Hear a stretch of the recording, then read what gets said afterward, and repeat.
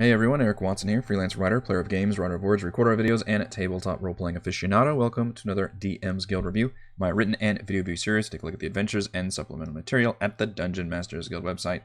This video will be reviewing the player class supplement, Ravings of the Mad Leper, designed by Leprous Harry, aka Samuel Bouchard, for Dungeons & Dragons 5th edition.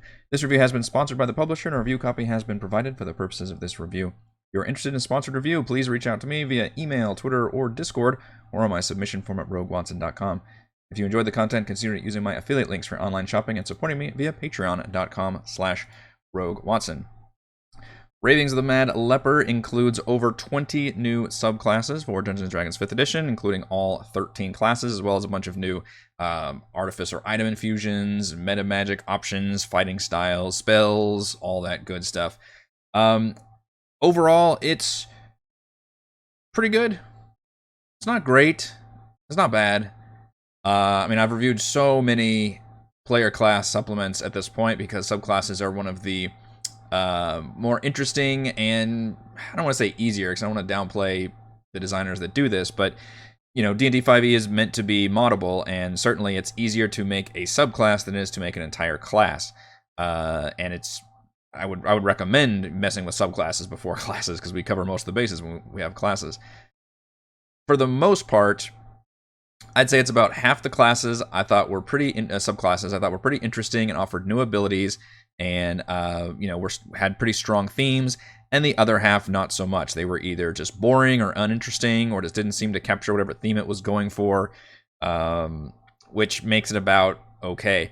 And the other problem, I guess it was kind of a surprise, because when you have a title that says Ravings of the Mad Leper, I'm definitely picturing a pretty specific theme, right? I'm picturing like Call of Cthulhu and a theme of insanity and darkness, maybe some evil-themed classes, like something along those lines. And that's not at all what we get. Instead, it's just that's basically just the moniker or handle of the designer, and it's just a general list of subclasses. So it's like a Tasha's Cauldron of Everything or Xanathar's, where it's just a bunch of subclasses that are just, you know, new stuff that we haven't seen before, for the most part. So, you know, you don't have to have a theme for your player class supplements, but the ones that do, I think, are better for it. They're stronger, they're more interesting. If you do have a theme that's like, hey, these are all, you know, fairy themed classes, or these are all horror themed classes or whatever else, those ones are always really interesting to me because they all capture different,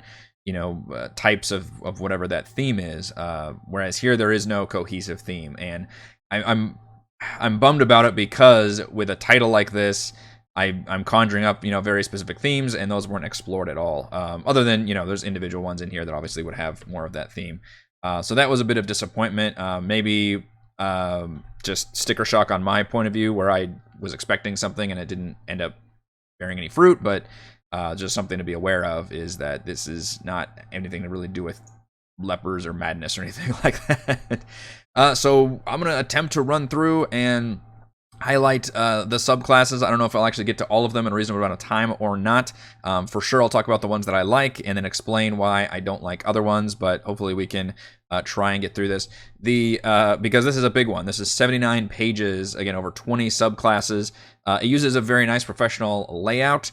On the flip side, it's all public domain art or stock art, which is fine. That's what it's there for. Although the designer does a weird thing where they attribute each individual art piece directly on the art itself, which I've never actually seen anybody done before in the hundreds of products I've reviewed.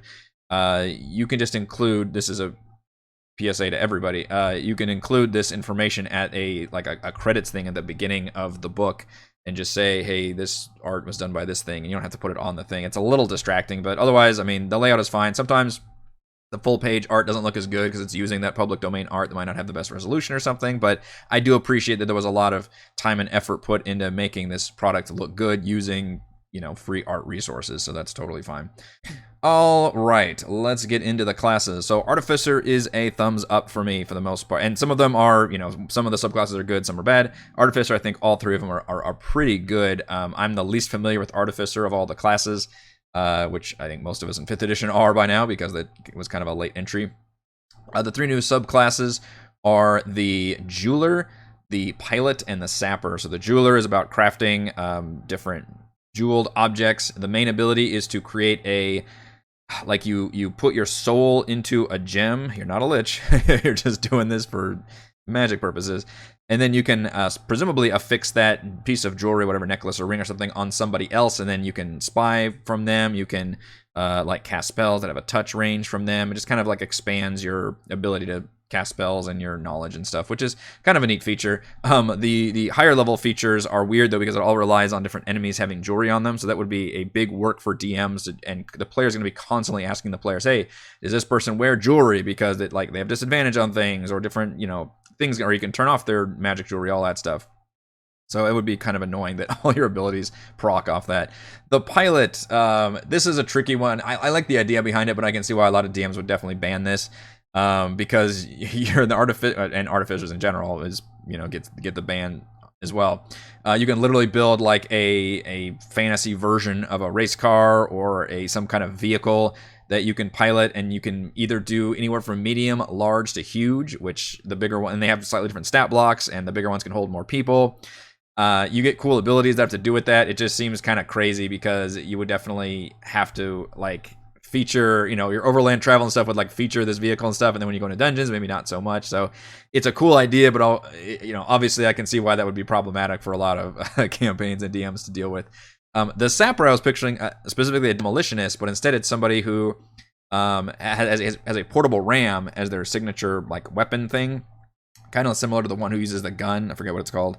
And all of your spells and abilities have to do with making this ram better. One of the more interesting things is you can reshape spells, so anything has an AoE spell, you can instead just make it have a point at the end of the ram. So the example is using Thunder Wave just at that point of the ram, so you can kind of reshape AoE spells into a single effect, which is kind of interesting.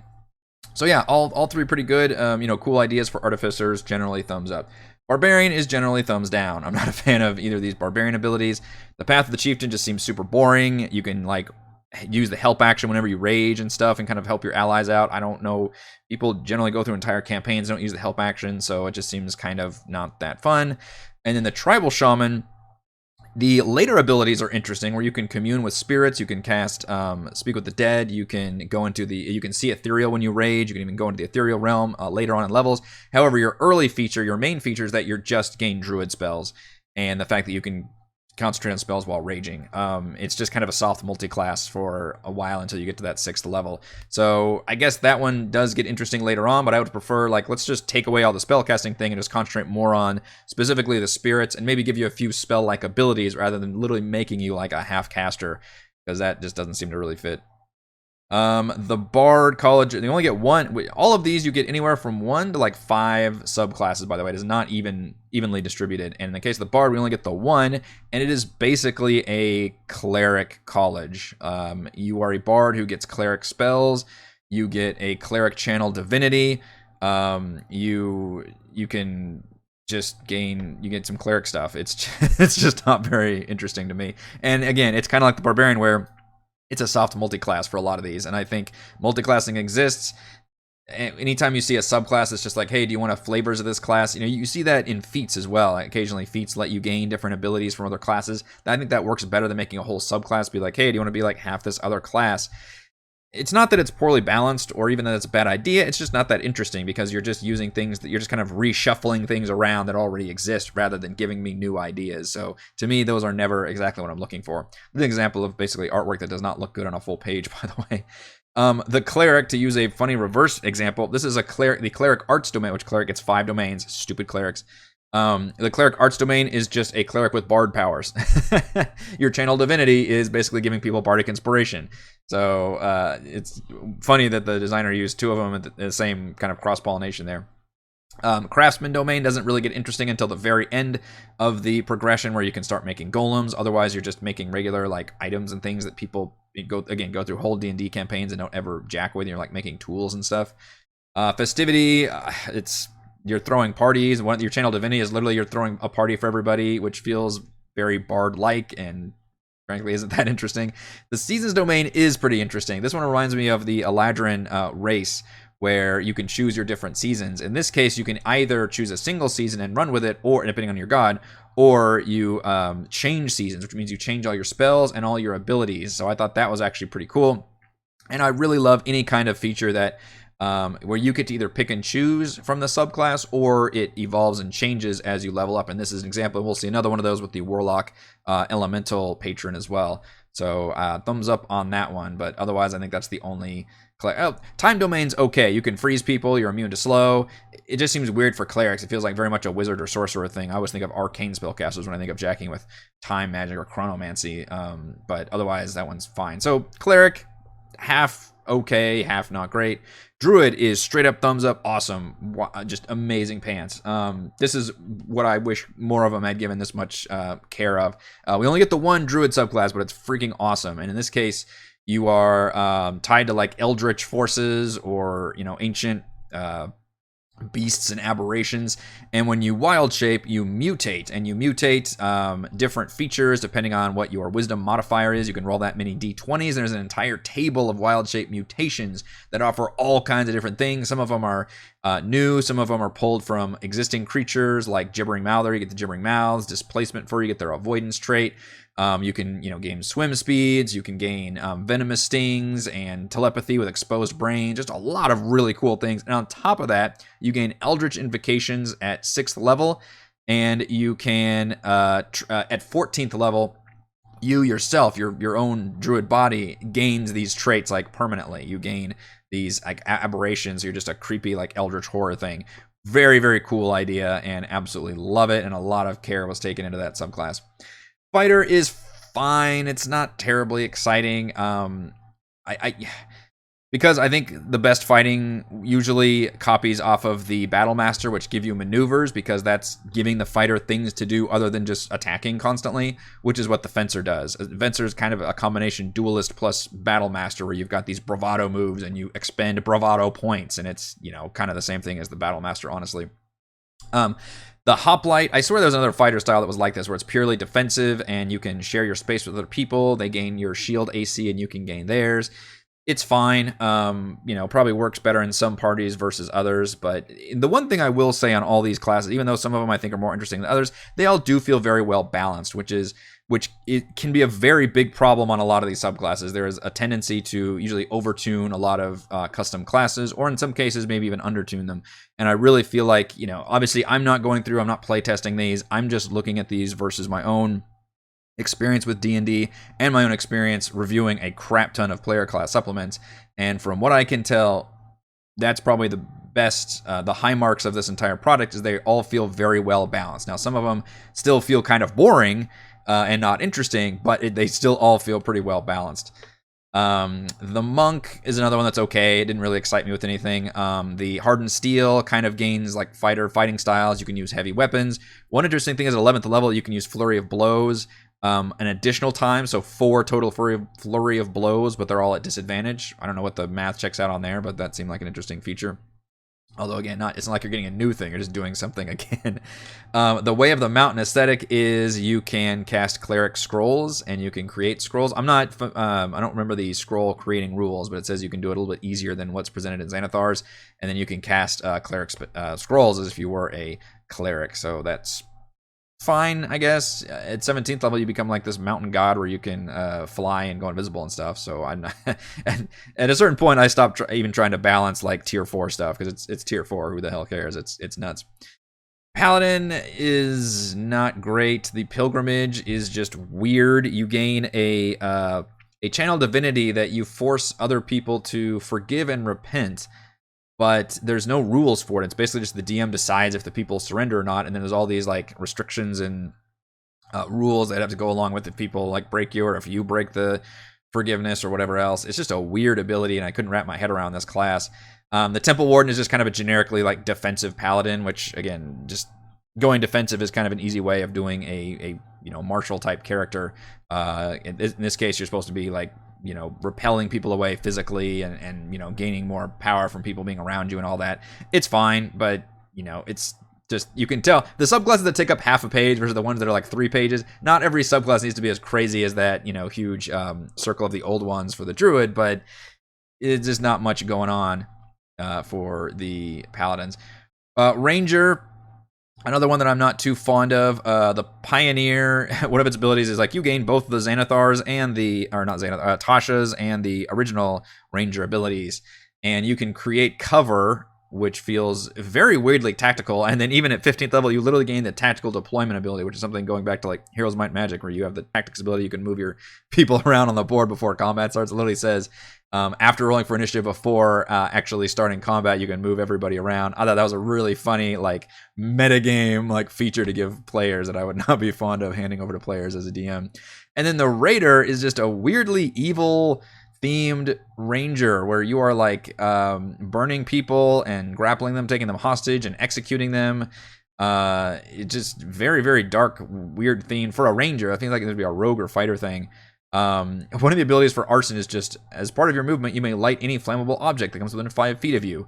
Why would you need a class feature for that? Like, if somebody was holding, and it says while wielding a burning torch or other open flame.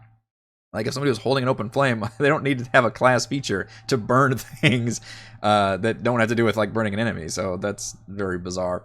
Rogue, we're back on top to thumbs up with the Rogue.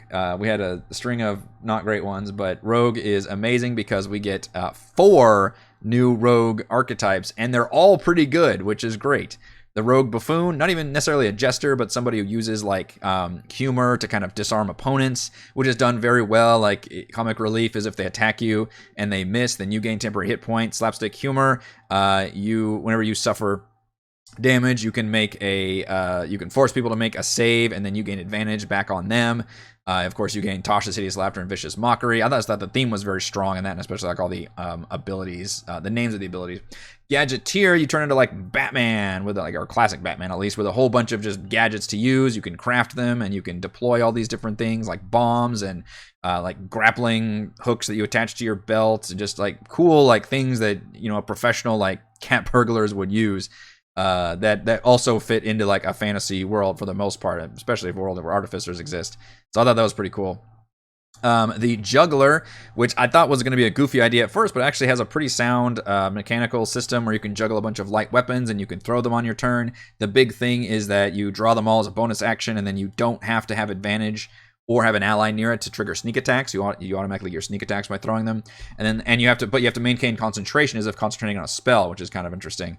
And then when you level up, you can eventually throw obviously more attack objects. So this is a great example of an ability that you get early on at 3rd level, and then you progress into better versions of that level as you level up. And Rogue is always a really hard subclass to do because you get the thing at 3rd level and then not again until 9th level. So you kind of have to front load all those abilities because you're not going to get a more interesting ability later on. The Racketeer is just a mobster or thug done as a subclass, which is kind of funny. You can like frighten people with your intimidation checks. You can wield clubs and knock people out. And it does mention the fact that we're not making those clubs finesse weapons, so you kind of have to turn your rogue into a strength-based character. But it's funny that I've never seen anybody do a subclass of rogue like this. It's usually more like the ninja theme rather than the minion theme, like the goon or the gangster. You're still a rogue, but you're not really necessarily the sneaking around kind. You're more of the beat people up kind. So I thought that was actually a pretty fun theme. Sorcerer, for the most part, is also a thumbs up. The accursed name is somebody who's cursed. The one thing I thought was missing on this curse thing was there's no examples of curses. It just says like work with your DM to come up with a curse. I thought it'd be really great to have like a table of curses and then have those curses have different effects on you. So I like the idea, but I wish it were expanded to be more interesting. Haunting Spirit is a really great one because you are possessed by a ghost, and that ghost does have all kinds of abilities. You gain bonus necromancy spells. You get a ghostly mage hand that actually works as like you can wield an additional weapon or do things with it, like it's a 3rd appendage basically. Your ghost can actually possess other people if you spend sorcery points to it, and it the best thing is when I think it's on 14th level. When you drop to 0 hit points, your ghost can pilot you around, even though you're still making death saves, which I think is pretty funny. And again, highly thematic and very, very cool. So thumbs up for Sorcerer. Warlock, I believe, only gets the 1, which is the Elemental Warlock, which I think is really cool. I'm surprised this hasn't been a Warlock patron before, that they never added. But you get to choose one of the 4, and of course they're all very themed with all the spells. And instead of doing the easy thing about you've got this resistance and you've got you can change into this kind of elemental, I really appreciate the designer actually said, okay, you can do a shield ability that does give you resistance, but also has all these other abilities, like temporary hit points or flames surround you, or you're blowing air away. It does something cool like that. And then the elemental shape, again, is not just you transforming into the element. You're actually doing different things, like you're gaining flight and lightning and thunder damage, or you gain resistance and armor class and burrowing speed. Like you kind of gain elements of that element versus turning born in the elemental creature itself. So thumbs up on the Warlock. Wizard is kind of thumbs down on arithmetic and generally thumbs up on blood magic. So arithmetic is really boring. You can just draw shapes and you can transfer your concentration to the shapes instead.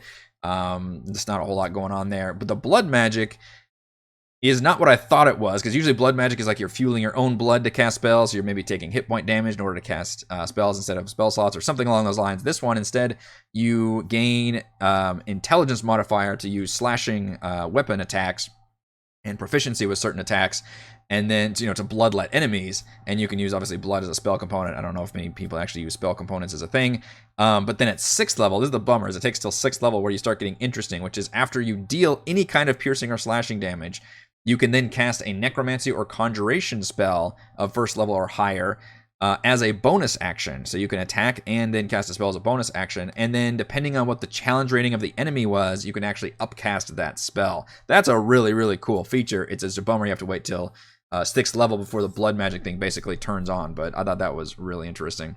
And then finally we get a bunch of spells. So as I mentioned, we get new item infusions, meta magic options.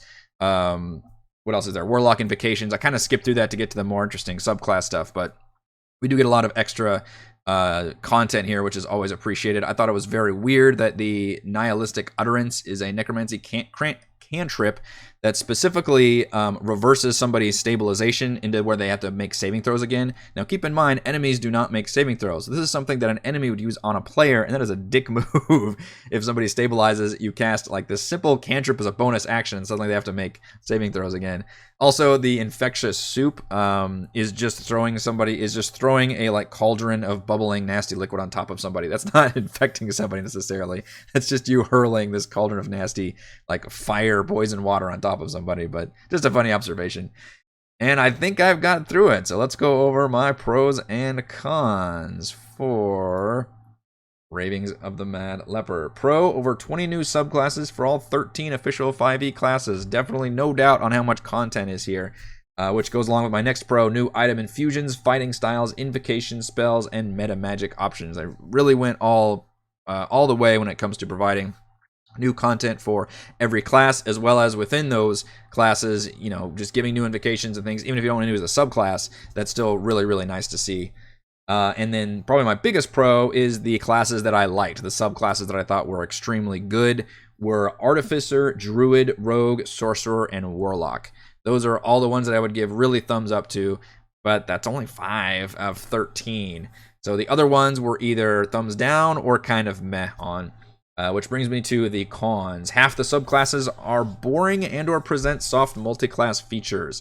In the case of like Paladin or Monk or Ranger, I just thought they were just not very interesting in terms of their themes or their abilities. And then other ones like the Bard or the Barbarian or the Cleric relied on a lot of like weird soft multi-class features that I also didn't think were very interesting, because it just kind of shuffles around things that I've already seen before. And the other con, which I'm kind of levying on this one specifically because it has such a strong title and cover and idea that we're going to see a very specific theme of subclasses, and that is not the case. There's really no cohesive theme here whatsoever. Now, granted, you don't necessarily have to have a cohesive theme for a group of just, hey, these are player subclasses that I really liked and came up with them. Like, that's cool, but you also called it Ravings of the Mad Leper. Even if that's your persona, like, just come up with a different kind of title and cover, I would say. You don't have to say the Leper's Guide to Everything, but I don't know, whatever it is, I got like a very specific idea in my head when I thought of the cover and the title, and then when I actually cracked it open and started looking, and I was like, oh, this is just, a bunch of, for the most part, interesting, some not interesting subclasses, but definitely nothing that necessarily all fit a certain madness theme or anything like that. Final verdict, the Ravings of the Mad Leper lacks a cohesive theme. The nearly 24 new subclasses are well balanced and include several standout new additions. Thank you to everyone for watching this video review. You can see my written review at roguewatson.com. You can watch more reviews and follow our own D&D adventures here on my YouTube channel. And you can support my work at patreon.com/roguewatson. Thank you.